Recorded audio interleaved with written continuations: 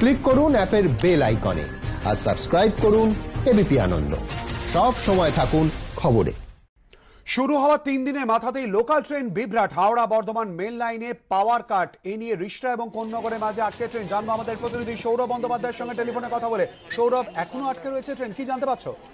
হ্যাঁ, হাওড়া বর্ধমান মেন লাইনে 3 নম্বর লাইনের কিন্তু পাওয়ার কাট হয়ে যায়। সেই কারণে কিন্তু ওই লাইনে এখনো ট্রেন চলাচল বন্ধ, কিন্তু আপ যে অন্য ট্রেনগুলি আছে সেগুলিকে 2 নম্বর লাইন দিয়ে পাস করানো হচ্ছে। এখনো রিপেয়ারিং এর কাজ চলছে। হঠাৎই কি কারণে পাওয়ার কাট হলো সে কিন্তু এখনো বোঝা যাচ্ছে না। ব্রেক ভ্যান এসছে এবং লাইন রিপেয়ারিং এর কাজ চলছে।